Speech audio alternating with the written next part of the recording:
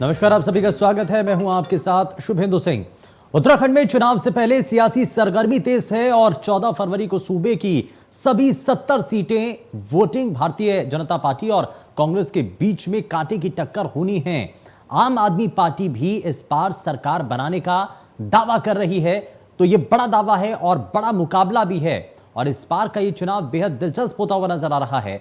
न सिर्फ इस बार भारतीय जनता पार्टी और कांग्रेस सामने सामने है, बल्कि इस मुकाबले को और भी ज्यादा दिलचस्प बना रही है आम आदमी पार्टी, जो कि दिल्ली के उस मॉडल को आधार बना करके उत्तराखंड में लोगों के बीच अपील कर रही है। एजुकेशन सिस्टम का बार बार हवाला दिया जा रहा है, लेकिन वहीं दूसरी तरफ कांग्रेस पार्टी इस बार उम्मीद में है कि जो परिपाटी इससे पहले तक चल रही थी उसी के आधार पर इस बार तो उत्साहित हैं और उनको ये उम्मीद है कि परिवर्तन की जो बयार आनी चाहिए, जो परिपाटी इससे पहले तक बनी हुई है, उस मुताबिक तो कांग्रेस की सरकार है। लेकिन बीजेपी इस बार इस मिथ को तोड़ने में कितना सफलता हासिल कर पाती है, ये फिलहाल देखने वाली चीज है, क्योंकि बीजेपी इस बार ये चाहती है कि जो परिपाटी चली आ रही है उसको तोड़ा जाए और एक बार फिर से आप लगातार एक बार नहीं दूसरी बार भी सरकार बनाने का मौका मिले। और हमारे साथ bureau chief doctor Praveen Kumar हमारे साथ जुड़ चुके हैं। डॉक्टर प्रवीण, जरा सबसे पहले हम यही समझना चाह रहे हैं, उत्तराखंड की सियासत में दो बड़ी पार्टियां जो कि एक बार सत्ता में आती है और दूसरी बार दूसरी पार्टी को मौका मिलता है, लेकिन इस मुख्य मुकाबले में अब आम आदमी पार्टी भी कूद चुकी है। आम आदमी पार्टी का यह बड़ा दावा है कि दिल्ली का जो मॉडल है उसको आधार बना करके वो उत्तराखंड के वोटर्स के जहन में अपनी छाप छोड़ना चाहती है। यह मुकाबला अब कितना दिलचस्प नजर आ रहा है?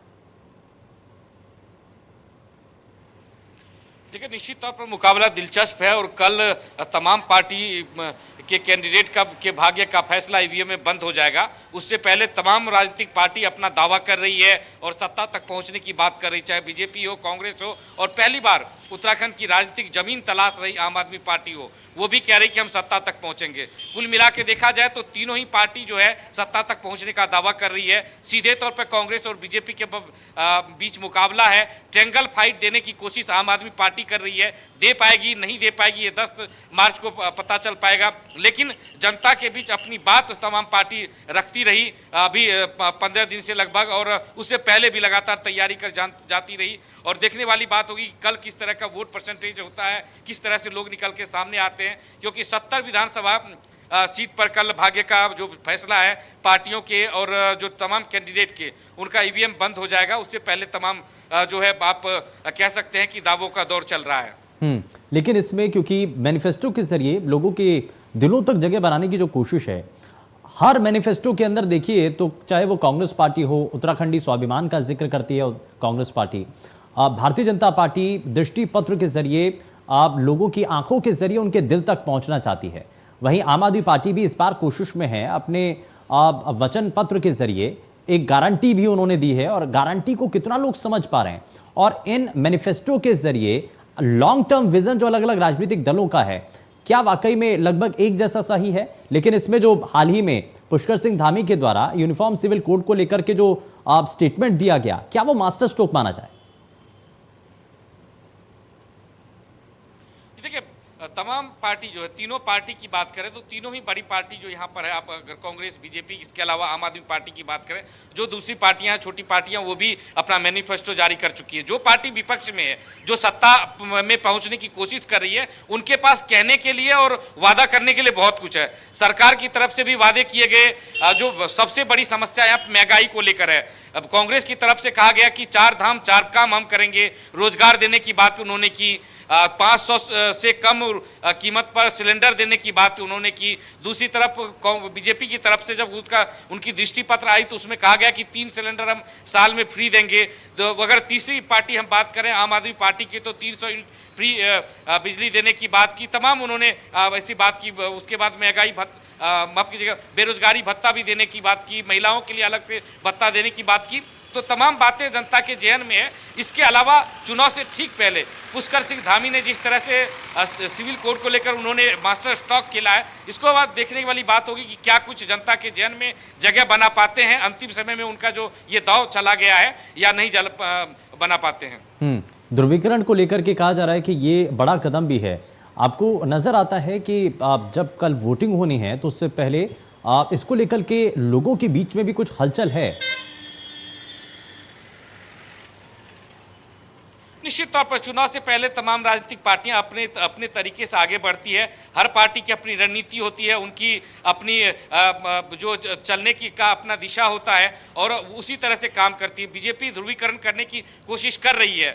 बीजेपी कांग्रेस की तरफ से कोशिश ये की जा रही है कि ध्रुवीकरण उसमें न फंसा जाए, बीजेपी के रणनीति में न फंसा जाए, बल्कि विकास की राजनीति को आगे बढ़ाया जाए। चाहे प्रियंका गांधी हो, राहुल गांधी हो, उन्होंने जिस तरह से बात की तो उन्होंने उनकी अपनी अलग लाइन है, लीक है। आम आदमी पार्टी की अपनी अलग लाइन है, उनकी अलग रणनीति है। अब देखने वाली बात होगी कि जनता जनार्दन किसके सिर पर सेहरा सजाती है। हर बार के चुनाव में उत्तराखंड के अंदर पलायन का मुद्दा बड़े जोर शोर के साथ उठाया जाता है, लेकिन पलायन रोकने में शायद आज तक की जो सरकारें हैं जितना काम होना चाहिए था उतना नजर नहीं आता है।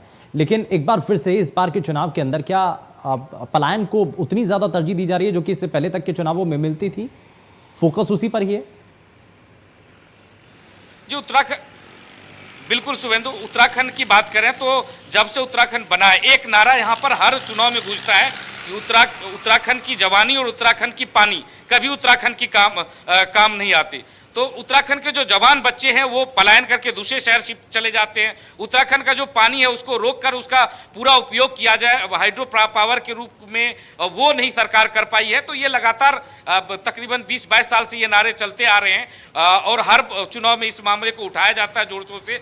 इस बार भी पलायन का मुद्दा है, निश्चित तौर पर तमाम विपक्षी पार्टी इस मुद्दे को उठा रही है, लेकिन देखने वाली बात होगी कि जनता किस तरह से किस पार्टी को लेती है। ये फिलहाल तय अभी होना है और 10 मार्च को पूरी तरीके से तस्वीर साफ होगी कि असल मायने में जनता अपना क्या मूड बना चुकी है। लेकिन फिलहाल उससे पहले की तैयारियां भी हैं डॉक्टर प्रवीण कुमार, क्योंकि कल वोटिंग होनी है। लोगों को जागरूक करने के लिए, और वो भी खास करके उस संक्रमण के दौर में जब कोरोना की हलचल भी है, कोरोना का प्रभाव भी है, बेशक थोड़ा सा कम हुआ है, लेकिन इस सब के बीच में लोग वोटिंग करें, इस बात को लेकर प्रशासन के द्वारा क्या तैयारियां की गई थी, लोगों को जागरूक करने के लिए कोई कोशिश की गई थी जिसका असर भी नजर आ रहा है? लोगों में है उत्साह वोटिंग को लेकर कल?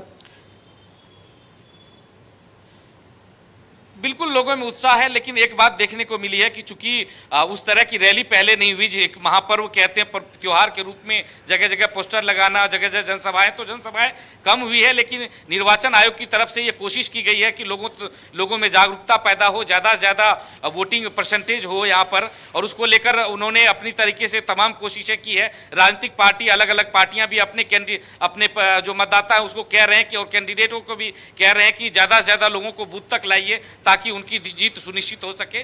तो हर तरह से कोशिश की जा रही है राजनीतिक पार्टियों के द्वारा भी, कैंडिडेट के द्वारा भी और निर्वाचन आयोग के द्वारा भी। और उत्तराखंड एक ऐसा राज्य है जहां पर यह माना जाता है कि वोट परसेंटेज ज्यादा होगा। पिछले दिनों जब भारत निर्वाचन आयोग के यहाँ पर जो हेड यहाँ पर आए थे, उनका ये भी कहना था कि हम चाहते हैं कि वोट की परसेंटेज बढ़े। ठीक है, अब ये देखना बेहद दिलचस्प होगा कि संक्रमण के दौर में कितनी वोटिंग परसेंटेज कल नजर आती है। बहुत शुक्रिया प्रवीण कुमार इस पर जानकारी देने के लिए, और नजर लगातार बनाए रखिए। लेकिन जरा आगे बढ़ते हैं। उत्तराखंड विधानसभा चुनाव में चुनावी पारा हाई है। बीजेपी और आप में सियासी खींचतान नजर आ रही है। आप प्रत्याशी एसएस कलेर का सीएम धामी पर आरोप, चुनाव आयोग के नियमों की धज्जियां उड़ाने का यह बड़ा आरोप लगाया गया है। तो आम आदमी पार्टी के नेता के द्वारा यह बड़ा आरोप लगाया गया है। उत्तराखंड विधानसभा चुनाव में चुनावी पारा हाई हो चुका है।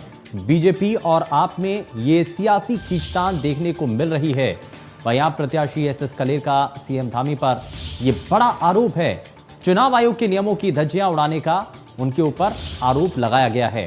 तो आप प्रत्याशी एसएस कलेर के द्वारा यह बड़ा आरोप पुष्कर सिंह धामी के ऊपर लगाया गया है और चुनाव आयोग के नियमों की धज्जियां उड़ाने का यह आरोप है। प्रचार बंद है। आप कैसे आप घूम रहे हो, जैसे हम भी घूम रहे हैं। कहाँ घूम रहे हो? जैसे आप कहाँ रहे हो? आप लाने से आए हैं। हाँ, ये बिल्कुल बात गलत है।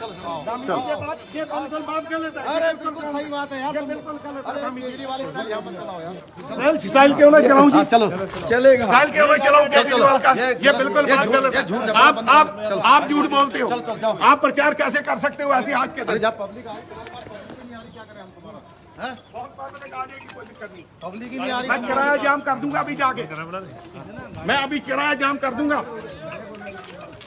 अब पब्लिक ही नहीं आ रही, आप लोग आप मैच कराया अभी जाम कर दूंगा, भाई कोई आएगा ये मैच तुम्हारे कराया साथ। जाम करूंगा अभी किसी नहीं आ रही। प्रशासन में पब्लिक नहीं आ रही। बंद हो जाओगे जब जान जब करोगे तो बंद हो जाएंगे आप तो हो नहीं रहे, बंद होंगे तो आप भी होंगे। जाओ जाओ कानून सबके लिए किसी को बुलाया नहीं।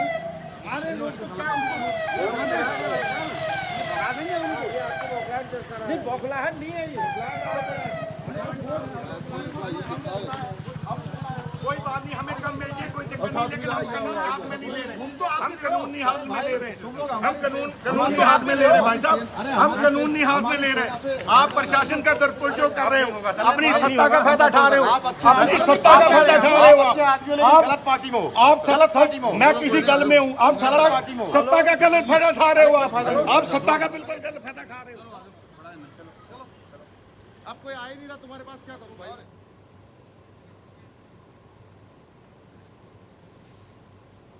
वहीं कर्नल अजय कोठियाल का पुष्कर सिंह धामी पर बड़ा आरोप है। अजय कोठियाल ने ट्वीट करके गंभीर आरोप लगाया, धामी जी खटीमा से चुनाव हारे हैं इसलिए पैसा बांट रहे हैं, सरकार ने 5 साल काम किया होता तो ये नौबत नहीं आती। ये कर्नल अजय कोठियाल की तरफ से ट्वीट किया गया है और कहा गया है कि पुष्कर सिंह धामी खटीमा से चुनाव हार रहे हैं इसीलिए वो जगह जगह पैसे बांट रहे हैं। बीजेपी सरकार ने अगर 5 साल काम किया होता तो आज ये नौबत नहीं आती। दरअसल इस वीडियो को लेकर के बड़ा जिक्र हो रहा है और ये कहा जा रहा है कि पैसा बांटा जा रहा था और बीजेपी सरकार अगर काम करती तो ऐसी नौबत नहीं आती। उत्तराखंड में 14 फरवरी को मतदान होना है, जिसके मद्देनजर एक और राजनीतिक चुनाव प्रचार प्रसार पूरी तरह से थम चुका है, तो वहीं दूसरी ओर मुख्य निर्वाचन कार्यालय दमखम से तैयारियों को और धार देने में जुटा है। हालांकि प्रदेश के सभी बूथों पर पोलिंग पार्टियों को रवाना कर दिया गया। इसके अतिरिक्त शांतिपूर्ण और सुरक्षित मतदान कराए जाने को लेकर निर्वाचन आयोग की ओर से तमाम व्यवस्थाएं की गई हैं। इन सब के बीच मतदाताओं के मतदान की प्राइवेसी को बरकरार रखने के लिए भी तमाम व्यवस्थाएं की गई हैं, जिसके तहत मतदान स्थल पर मोबाइल ले जाना वर्जित है। मुख्य निर्वाचन कार्यालय से मिली जानकारी के मुताबिक चुनाव की सुरक्षा व्यवस्था के लिए 36,095 कर्मचारियों की ड्यूटी लगाई गई है, जिसमें 88 राजपत्रित अधिकारी, 182 निरीक्षक, 1,602 उप निरीक्षक, 629 महिला उप निरीक्षक, 1,103 हेड कांस्टेबल, 10,015 कांस्टेबल और साथ ही साथ 1,812 महिला कांस्टेबल, वहीं साथ ही साथ 20,057 होमगार्ड, पीआरडी जवान के साथ ही पीएससी की 23 कंपनी और सीएपीएफ की 114 कंपनियों के जवानों को तैनात कर दिया गया है।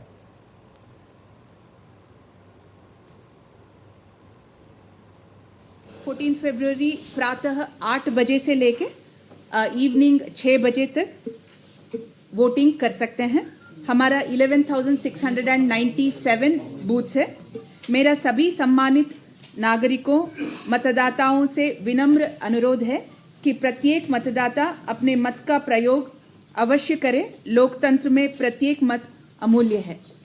दिया जाता है मॉडल बूथ, जैसे मैंने आपको पहले कहा 4 कैटेगरी इसका था, पोस्टल बैलेट का था। पोस्टल बैलेट में एक तो 80+ था, एक तो आपका पीडब्ल्यूडी थे, एक तो कोविड पॉजिटिव थे और एक आपका एसेंशियल सर्विसेज। बागेश्वर में विधानसभा चुनाव के लिए काउंटडाउन शुरू हो चुका है और जिले में कुल 2,17,620 मतदाता हैं। चुनाव को लेकर प्रशासन ने भी तैयारियां तेज कर दी हैं। पोलिंग पार्टियों को पोलिंग बूथ के लिए रवाना कर दिया गया। वहीं जिला प्रशासन ने आम लोगों से अपील की है कि लोकतंत्र को मजबूत करने के लिए वोटिंग के लिए आगे आएं। निष्पक्ष मतदान कराने के लिए सभी पोलिंग बूथों पर जवानों को तैनात किया गया ताकि कोई भी किसी तरह की अराजकता न फैला सके।